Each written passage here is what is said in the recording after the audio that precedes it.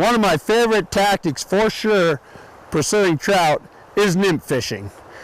A lot of people have their own way of doing it. I'm going to show you a different style of nymph fishing that I've been using for 20 plus years and been very successful at fooling a lot of big trout. A lot of folks don't like to do much nymph fishing. Me personally, I love to nymph fish. And let's talk about what the heck is nymph fishing anyways. Okay, most of the common insects that are living in the bottom of a stream and in lakes are referred to as nymphs. Generally, the most common kind in most trout rivers are caddisflies, mayflies, and stoneflies of some species. And there's many, many species to be considered. Every water's different, every environment's different, so when you travel around and go to different waters, before you start fishing, you might want to familiar yourself with what kind of insects are in there. Well, myself, not just knowing the insects, but knowing what kind of nymphs that I need to have available to me to fish is important. Okay, let's talk about how do you fish a nymph versus fishing a dry fly. Well, actually you fish them exactly the same. Nymphs have to be presented to the trout like dry flies do, and that's drag free. Think about this. The nymphs that are on the bottom of this river are going to emerge through their metamorphosis cycle and end up being a bug, as we call them, or a large adult insect. And we usually try and imitate those with some kind of a dry fly pattern. Caddis, mayfly, stoneflies, etc. But when we're referring to the nymphs, especially the nymphs that are active and they're going to come out of the water, they're bouncing along at the speed of the current down there, and those trout are laying there waiting for them to pass by. When they pass by, they don't usually chase them, they just sit still and they eat them. And they just sit there and eat them. As I've always said about trout, they only swim and they eat. That's all they do.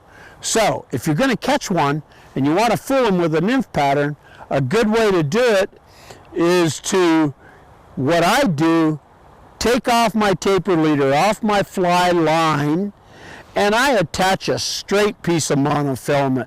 The reason I attach that piece of straight monofilament is because I want my nymph, and usually attached is a little BB split shot, maybe two, depends on water depth and flow, and I want my nymph to be able to follow the flow of the river on the bottom or very close to it.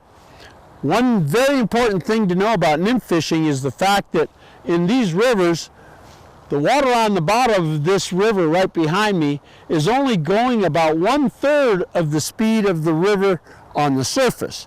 So if I want to fish the bottom and I want to fish it drag free with the nymph, what I got to do is I got to be able to line control and walk that nymph downstream with the assistance of some weight and try and bounce it along like the naturals.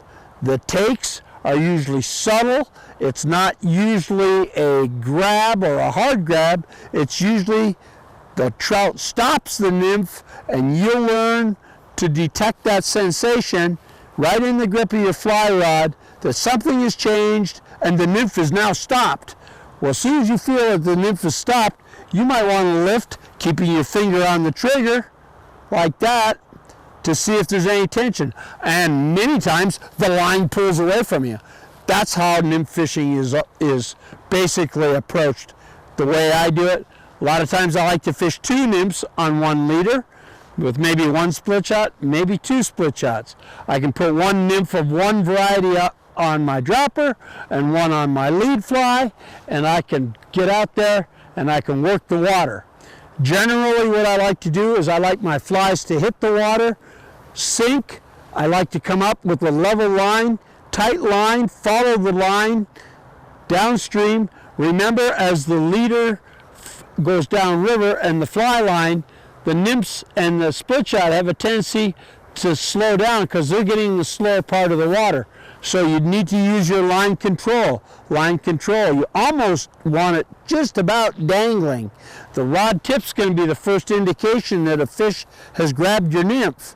Okay, if I make my cast through and I don't get a fish, I'm going to make my cast through again, and I'm going to check the same water again and see if I get a fish. If I don't, I may step back up the river, or I may be moving down the river. But what I do, as I do with all styles of fishing, especially subsurface, is I grid the river and I try and show all the possible areas of the river that I think there's trout holding my flies. And that's what I do. And if I go through and I don't get any fish, I may pull back out of the river, regroup, check again, get my stream seine out, look and see if there's anything in the water column that looks like a live nymph that's emerging. If I can match it, I'll go ahead and I'll put that on, and I'll get in and I'll try it again. And the thing with nymph fishing, you have to be persistent, you have to be patient. And also, one thing that happens that a lot of my anglers don't like to do about nymph fishing is your flies, they get caught on sticks, barbed wire, you name it. And so you're going to break off some nymphs, and you're going to re-rig a lot more when you're fishing nymphs. But I'll tell you right now, if you get to be a proficient nymph fisherman, there's many, many days when I have people and I'm watching them, and they're fishing dry flies, and yeah, they're catching a few fish. But if there's nymphs in that river and they're emerging, I guarantee you the trout are way lazier than you think, and they're laying there and they're eating the nymphs. Some of them are eating the dry flies, but the big ones are eating the nymphs. That's why I like to nymph fish.